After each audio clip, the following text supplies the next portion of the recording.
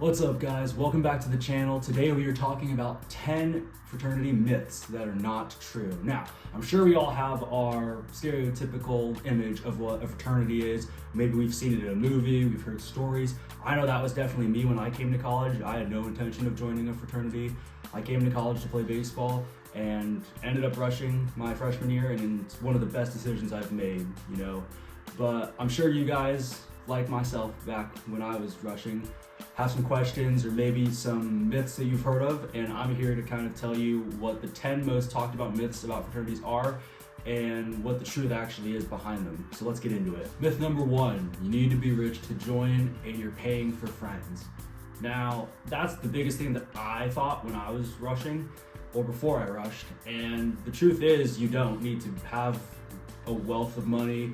You don't need to spend all that rushing or joining or whatever. Fraternities is a networking place for you to go, meet new people from all walks of life, be able to interact at social events as well.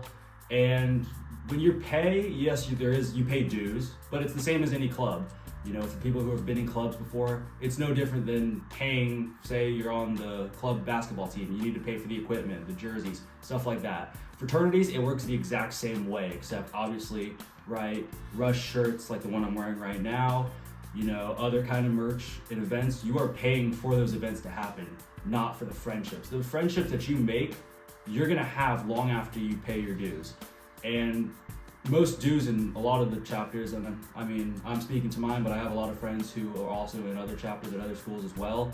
And it is money, but it's not as much as people think. Now, it also depends, right? If you're living in a big house, and you're paying for housing and food as well, maybe you're paying a little bit more in dues. But if you just have a bunch of satellite houses like what we have at Sonoma State, you're looking at no more than around $500 to $600 a semester, which again is still money, but it's not necessarily as much money as you think. We have a lot of people who definitely do not come from rich families that are still able to make ends meet, are still able to pay their dues, and that's definitely something that money shouldn't be the reason why you don't rush. Myth number 2, we only care about parties. Now, Hollywood's done a really good job painting the picture of what fraternities are in terms of the party scene.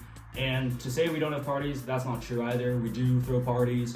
We have a lot of social events, we have mixers, but it's a very small portion of what we are. And everyone that asks me about it during recruitment, they're like, oh, so you guys just throw parties and have a good time? We do throw parties from time to time, but to be completely honest, I would say that's probably 10% of what a fraternity is. Philanthropy is the biggest thing that we surround ourselves with in Phi Delta Theta, which is my fraternity. Giving back to the community service, holding each other to a high standard in the classroom, building your network, making sure that every brother that's in our fraternity has the resources they need to not only graduate, but the day they graduate, to have a job ready to go. And that's the biggest thing that we teach. We teach scholarship, being good on academics, brotherhood, understanding that the bond that we have isn't gonna just last these 4 years, it's gonna last a lifetime, and philanthropy and community service. I'm very fortunate that I've been able to work with my fraternity to give back to the Live Like Lou Foundation, Cystic Fibrosis Foundation. Those are our philanthropy events. Some fraternities just have one, but that's really what encompasses a fraternity and what makes it a fraternity.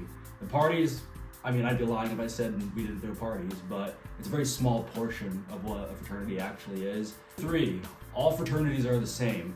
Now, again, it kind of goes back to what I said earlier. I definitely thought that all fraternities were the same. However, the way I describe it to people is it's like sports teams, right? You have the Green Bay Packers, you have the Dallas Cowboys. They're both football teams, right? But there's different connection in each clubhouse. Obviously they're Dallas Cowboys are from Dallas, Packers are from Green Bay, right? And there's different types of characters in each clubhouse. The fan bases are different, and overall they're two very different organizations, yet they play the same sport and are in the same business. That is the best way to describe fraternities. You see all those big fraternities out there, you got Sigma Nu, Sig Chi, Fiji, all those. However, yes, we're all fraternities, but we're not all the same. And the biggest thing that a lot of people don't get is the history of a fraternity. What it was founded on, what their principles are, their founding day, what they symbolize. There's actually a history lesson behind each fraternity, which makes each fraternity very vastly different. So even though, yes, we're all, a bunch of dudes in a chapter that are in college, we do have that in common, but the history of the foundation that we're in is very, very different. All right, myth number 4, pledging is just hazing. Now, this is the biggest concern that a lot of people have when they decide to rush. What's the pledging process like? Are they gonna get hazed? Now, for me, I never got hazed, all right? And we don't even call it pledging anymore. We call it new member education. And the biggest thing with new member education is teaching them, how to stay on top of their grades, how to stay on top of their schedule, going to class, being, involved in campus, helping out in the community, stuff like that. A lot of the new guys that rush are freshmen that are living away from home for the first time. And it's slowly showing them, how to integrate into being independent, how to become the greatest versions of themselves, and how they can really integrate from that high school to college transition. And eventually, because they're all younger guys, right, they're gonna take over leadership positions someday. And so the biggest point of new member education is to teach the leaders of tomorrow how to become leaders and how to run it like a business. Because at the end of the day, a fraternity is a business. 5, good looks guarantee a bid. Now that is very not true, and I am a prime example of that. I am by no means that good looking, and somehow, some way I got a bid. I don't know how that happened.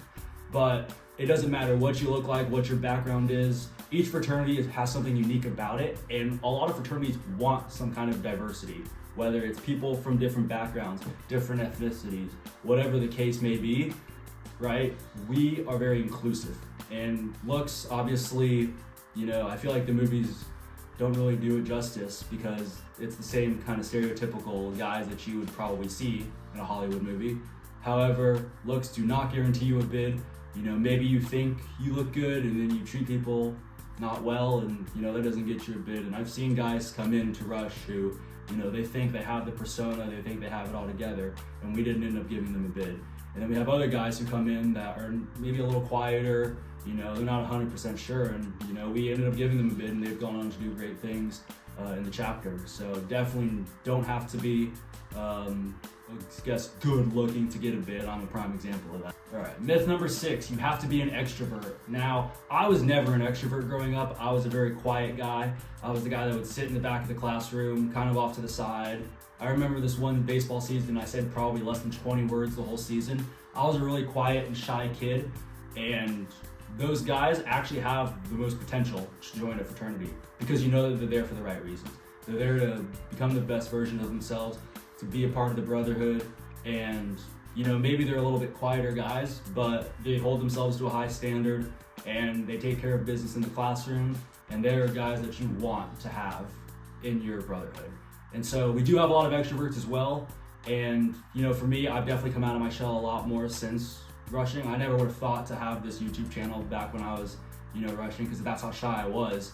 And so the myth of, you gotta be an extrovert, you gotta be, the party goer. I can safely say in my fraternity, we have so many guys that, you wouldn't think are the life of the party, so to speak, or, the so-called popular kid on campus. But all those guys, great human beings, and, they've definitely come out of their shell a little bit, but by no means do you have to be an extrovert to join. All right, myth number 7, fraternities want the same type of guy. Now, I'm very fortunate that my fraternity, we have so many guys from so many different backgrounds, kind of what I touched on earlier. All the fraternities value that kind of inclusion, whether you have someone who's more quieter, someone that's more outgoing, maybe someone that's more math science based, someone that's more business based.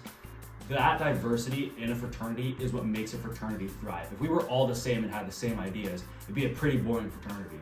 And that's the same with kind of business, is the same thing, right? When you go to a company, everyone has a different set of skills. It's the same thing. You want guys with different outlooks, different opinions and everything, and that's what makes the organization thrive. And so we're definitely looking for guys that, are definitely not like, maybe say your typical, sporty, talkative kind of guy, right? And oftentimes it's those guys that are maybe quieter, more reserved, that end up helping the fraternity the most. And so we're definitely not looking for the same type of guys, and we very much value diversity. And number 8, once you accept a bid, you are safe and in the fraternity. Now, what a bid is is it is an invitation to start the new member process. I remember when I got my bid, I thought I was in the fraternity, and the president at the time was like, "You're not a part of the chapter. You're just going to start, the new member education process." And we all fraternities like cut a guy or whatever, and just because you get cut, it doesn't necessarily mean it's a lack of effort on your part or whatever. It just means it's not the right fit. It's kind of like a job interview, right? You go in for a job interview, you say what you say, and maybe you don't get the job. It doesn't necessarily mean you're not talented. It just means it wasn't the best fit. And so a bid, what it is an invitation to start the new member process, and maybe say it's not your thing. And the new member process will show you a lot about yourself. You got to be consistent, on a schedule, organized, hold yourself to a high standard, right? Being able to meet deadlines, getting your work done on time, stuff like that. And some people realize that that's just not for them, and that's completely fine. I actually thought about dropping my first week during my process. There were times where I thought maybe I was going to get let go of because I wasn't working as hard as I should have been. And so a bid, it's an invitation to start the new member education process, but it's also something that, like I said, it's not a final say that you're completely. Number 9, you have to drink to fit in. Now, this is something that a lot of parents are worried about, and this is often a big deal breaker if, say, someone wants to join but has to ask their parents. I know my parents were really worried when I told them that I was rushing, solely because of the alcohol and the stereotypes and the stigmas that are surrounded with that.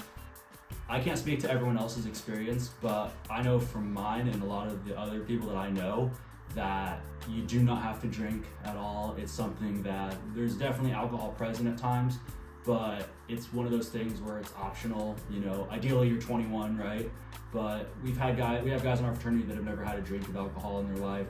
We have guys that, just come to the parties, hang out, have a good time.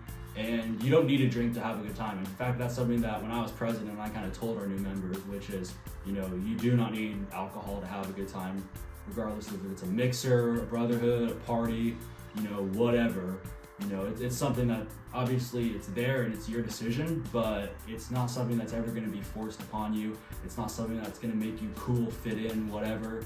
And I think that's what's made my experience at least very positive, is that it was never forced on myself or anyone. We are at our last one, myth number 10, and that is social media doesn't matter. Now it does, but probably not in the way you're thinking. When you think of fraternity Instagrams or even sorority Instagrams, what do you think? You see the big house, you got all their parties, maybe their matching outfits, kickback, whatever it is, all that kind of stuff. And that does matter because at the end of the day, like I said, it's a business and that is your brand. But the biggest thing with social media is like I mentioned earlier, it is networking, right? It is being able to talk to alumni, reach out to the community, because ultimately your community and what you make around your school is what's going to keep you in business at that school. And a lot of alumni, have money. And so, right, in order to stay afloat as a business, you need money, you need support, you need stuff like that. And so you need to be able to go out and brand yourself and sell, what you're doing to, these external stakeholders, right? And so it's more of a networking thing and not like I'm going to show off our big house or I'm going to show off our big party, right? In the grand scheme of things, people do that, right? Rush videos, all that kind of stuff, 100% that's important, right? That's how you get new members. But it's another layer that we kind of take it to that, oh wow, we have a lot of cool alumni in the area that have these connections that can help our chapter, right? And they want to give back, And so, yes, social media, people say it doesn't matter, but the truth is it does, just for a different reason than a lot of people think. And just like that, there you have it, guys. 10 myths about fraternities that are not true. I had a lot of fun making this video. Again, I'm speaking from my personal experiences. A lot of schools and fraternities do things their own way. However, myself, as well as everyone that I've talked to, have all kind of said the same thing. And if that's something that, even after, watching this video that you're still interested in, I highly recommend you do it. Again, it was one of the best decisions that I've ever made. And it's something that you're probably not going to regret either. So.